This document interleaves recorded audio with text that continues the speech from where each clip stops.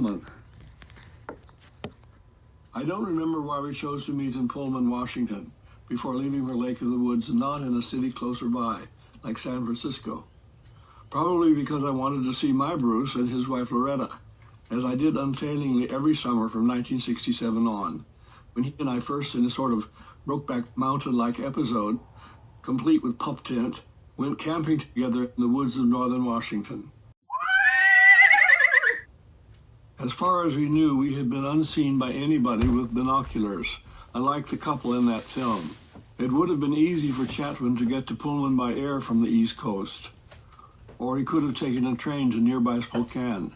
For sure, he would have gone mad on such a long and uneventful train trip and insulted the mostly ancient passengers who were too timid to fly over the Rocky Mountains and been kicked off the train for his rudeness. Bruce Chatwin knew nothing of my closeness with Bruce Annawalt. I never talked to him about that. But the two Bruces, each formidable in his own way, and both together with me under a smaller roof than the one at Holwell Farm, produced tension, in me anyway. That may account somewhat for Chatwin's eccentric behavior while staying with the Annawalts. He couldn't be the subject there of my undivided attention, or theirs. Surely he picked up on the intimacy between my Bruce and me and had sensed my Bruce's importance to me. He wouldn't have been much surprised were he to have viewed pictures I'd taken of my old college friend's memorable Dick on another camping trip, this time to Muskrat Lake, just before Chatwin's arrival in Pullman. The images existed on rolls of partly exposed film I took at that time, showing Chatwin in his explorer's mode, tramping with me through the Oregon desert in hiking boots, shorts, and a smart-looking Argyle pullover. These rolls were not to be developed and printed, Argyle sweater, erections, and all, for 25 years, when Nicholas Shakespeare's biography of Chatwin, by then dead, was published. What did Bruce Chatwin make of the world where he landed when he first sat down to dinner with the Annawalts in their Pullman dining room? Their friends were mostly connected with Washington State University, where my Bruce taught Shakespeare and English literature. Loretta was Greek-American, from a large first-generation family in Detroit. High-spirited, well-read, imaginative, she wrote, and open. Her nature contrasted with her husband's and projected a Mediterranean warmth and exuberance. His was cooler, with a streak of Puritanism his looser friends teased him about. Yet my Bruce had little use for any kind of established religion, and had talked me out of mine when we were still in college. At the end of most evening meals, my Bruce would take up his guitar so that he and Loretta could entertain their guests with duets of country and western songs. All this may have seemed like a new kind of nomadic anthropology to Bruce Chatwin. For him, a new tribe of natives performing rituals along his trail, middle-class, well-off, hearty American academics, often coming from one of the big empty adjoining western states.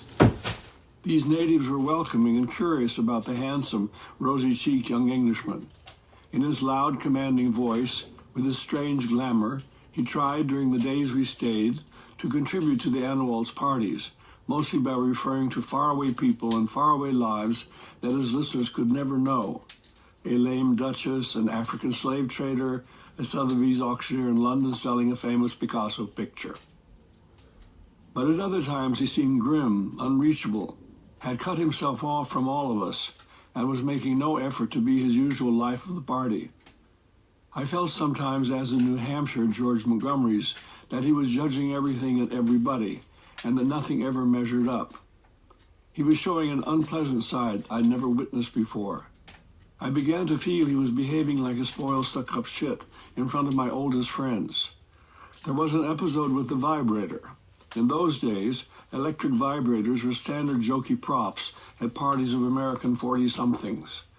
I never saw one being applied to any guest, but at one of these faculty get-togethers when Bruce Chatwin was in Pullman, my Bruce, or Loretta, or maybe both, went up to him with the whirring device, holding it out menacingly.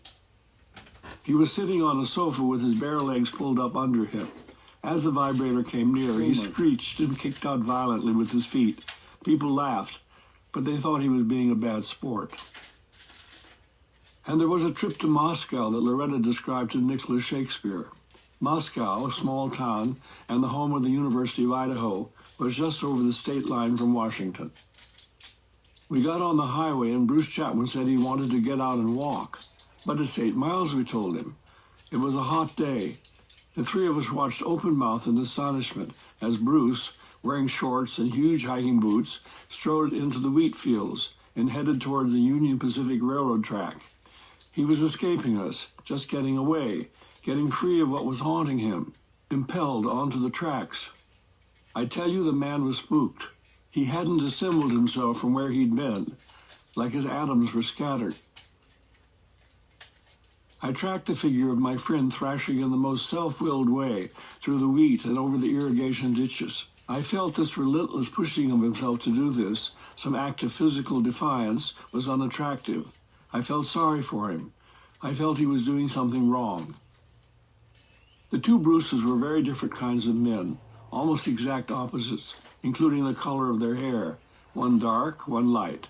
Bruce Annawalt was the manly Western man, Western in the sense of the American West, where I grew up, taciturn except when using his colorful cuss words. The other Bruce was the romantic English boy writer, blonde and lustrous, spouting epigrams nonstop. My Bruce was an athlete who happened to be a Shakespeare scholar and who happened to sing cowboy songs as well. He was a careful, accomplished builder and served as a university ombudsman. His manner with people was almost always one of judicious self-containment. To both women and men, he was sexually magnetic, like Bruce Chatwin. And like Chatwin, his affairs with men were kept well hidden. Bruce Annawalt's energies were directed towards positive results. He had to have something to do, like planting the bulbs in the rain at Osselworth.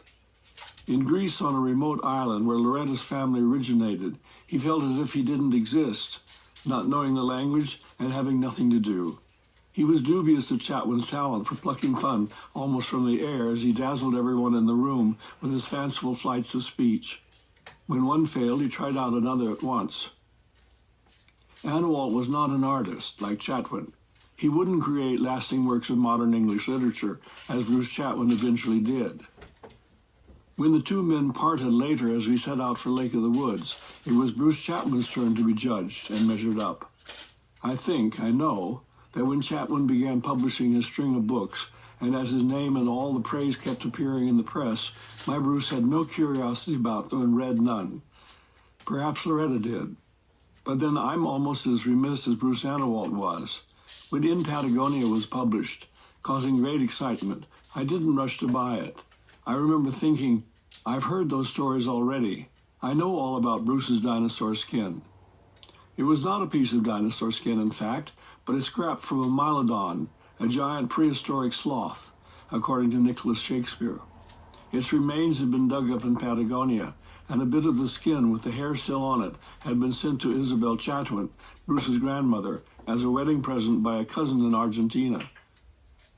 His grandmother kept it in a sort of Wunderkammer, where as a child Bruce endlessly played with it and other romantic oddities, arranging and rearranging them on the shelves.